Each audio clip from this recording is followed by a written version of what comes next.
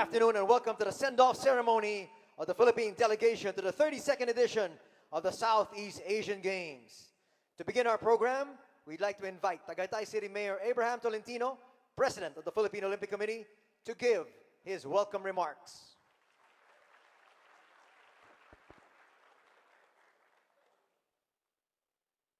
To my dear fellow sports leaders, members of the House and Senate in sports,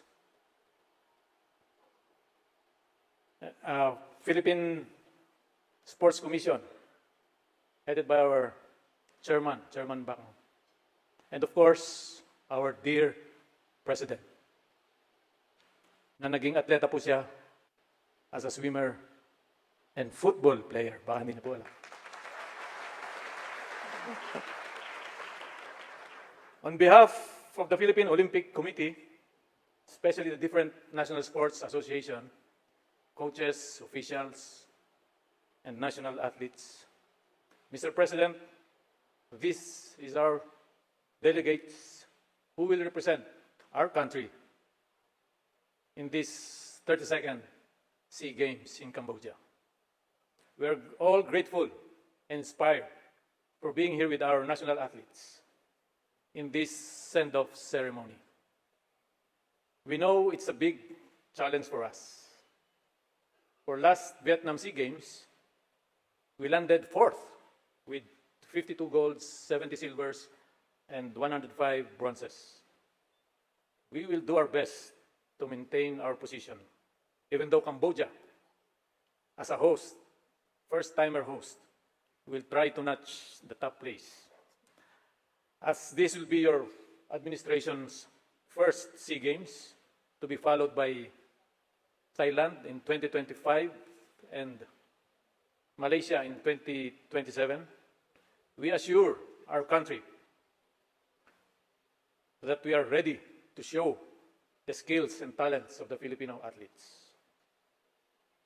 This is also the first step, for there will be Asian Games this coming September, and of course, the Olympics, Paris Olympics next year.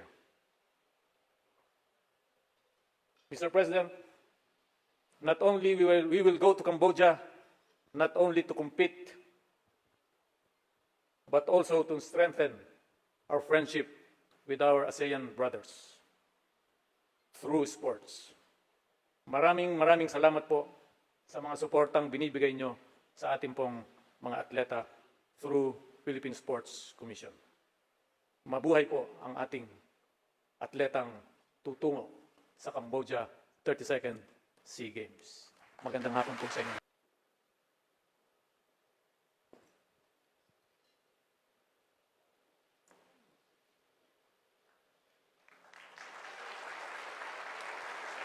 Good luck, Team Philippines!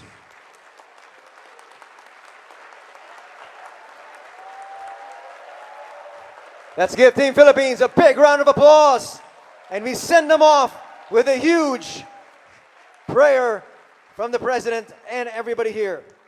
Thank you very much, Mr. President. Ladies and gentlemen, it is my pleasure to introduce to you today the President of the Republic of the Philippines, President Ferdinand Marcos Jr.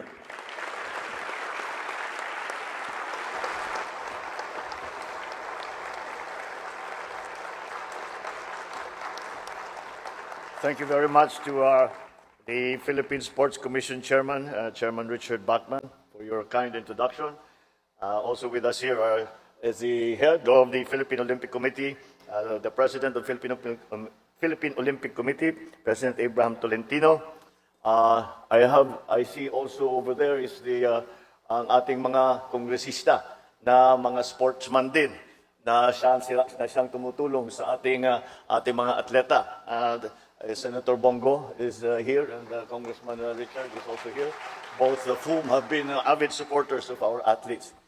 Now, most importantly, our beloved athletes who are now going to represent the Philippines, my fellow workers in government, magandang hapon po sa inyong lahat. It is with great pride and a good deal of pleasure that I welcome all our distinguished athletes, trainers, coaches, the rest of the Philippine delegation as you prepare to compete to aim for the wins in the forthcoming 32nd Southeast Asian Games or the SEA Games. One of the greatest pleasures I have found being the leader is to be able to give honor and to recognize, hopefully to inspire, and to provide support to our athletes who are in fact our ambassadors in sport and play a very, very important part beyond just their participation in such important sporting events. I have found that I think that everybody here will agree that sport is one of the very few activities. Iilan lang talaga ang pwede nating sabihin na ating ginagawa na walang downside. The only downside to sport is sometimes you get injured. Yun lang. Everything else is good for you. It's good for your discipline. It's good for your health. It's good for your camaraderie. It's good for your to mature young people. And that is why it has to be kept as a very, very important part of our support to our society.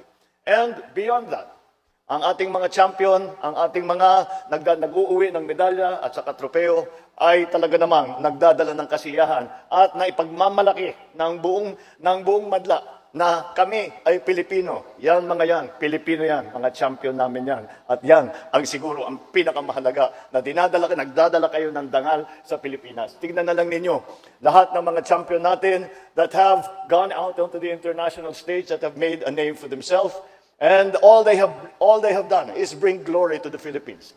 And many of our great athletes who have made their name in the international stage have brought with them the Philippines and the honor that they have gained by their sacrifice, by their perseverance, and finally by their success is also be given to the Philippines itself, and every single Filipino feels it. And that's why I would like at this point for those who have always been in the sporting arena and have managed to make a name for themselves and put the Philippines on the athletic map, I thank you all very much for the honor and the glory that you bring to our country.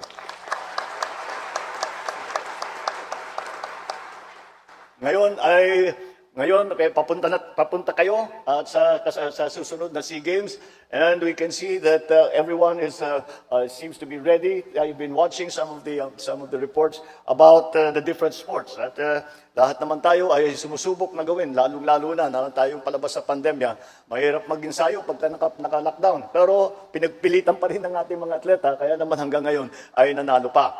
At ngayon, hindi naman yung mga iba ngayon na pupunta sa Cambodia ay hindi pa nag-champion, magiging champion pa lang. Kaya yun ang ating kayo ang nasa the hopes and the dreams and the aspirations of our countrymen for the Philippines ride with you. Alam naman ninyo, kahit na nandun kayo sa Phnom Penh, kahit nasa Cambodia kayo, ay maririnig nyo, basta makinig kayo ng mabuti, maririnig nyo yung sigaw namin to encourage you. Kung pwede lang talaga, yung kayo na yung kakargahin namin para manalo kayo doon sa sport ninyo. Kaya ganun ang yan ninyo you have 107 million nakakampi na walang ginawa kundi magdasal na maging successful sa inyo. Walang ginawa kundi isipin kung paano kayong panalunin, kung paano kayong tulungan, kung paano kayong palakasin. And that is the tradition that you have brought, that sportsmen have brought to the Philippines by making their name abroad. And again, it is for me an extreme pleasure and for me to see all of you. I know all of you athletes, not only the athletes, but the trainers, the coaches, lahat ng support na dinadala para magkaroon tayo ng mga champion na atleta. Ay alam ko lahat kayo ay pinaghihirapan ninyong training ninyo, ang training ng mga atleta, pag-aalaga sa kanila. At siguro naman, ay mabibigyan naman tayo ng sukli ng kaunting medalya at kaunting tropeo. At siguro baka malampasan natin ang ating mga naging record sa nakaraan. At yun naman talaga ang ating inaasahan. So once again, it is my great pleasure to be able to be with you just very quickly. Pinilit ko makapunta rito dahil gusto ko makilala yung mga champion. Kagaya ng sinabi ni Mayor, sabi niya ako, naging sport, lahat na sinubukan ko. Nag-football ako, nag-squash ako, nag-shooting ako, nag-archery pa ako, nag-fencing pa ako. Hindi ako nag-champion. Kaya gusto ko makilala yung champion. Kung ano ba yung pakiramdam na yan. But I think it is all to the good. And once again, if this administration, this government, can do anything more to support our athletes, to support sports in our country, to support the Philippine Sports Commission, the Philippine Olympic Commission, who I understand are still squatting in the environs of the CCP. Kailangan natin siguro, mahirap naman, ang dami nating pinapagawa sa inyo na wala kayo man lang na sarili ninyong opisina. But anyway, that if there is anything more that this government can do, that this administration can do, that I personally can do, you please make sure you will tell me, because we are all rooting for you and we all want to do everything that we can do to make you as successful as you possibly can in your chosen events. So, good luck sa inyo.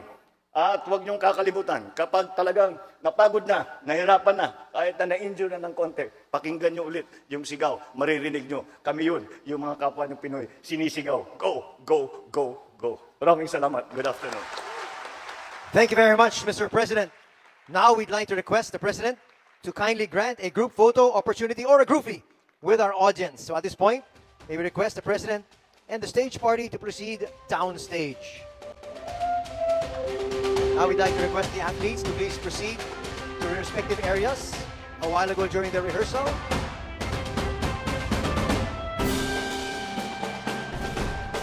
Once again, doon sa sinabi natin designated areas, please make sure you're in a designated spot para makasama po kayo sa picture.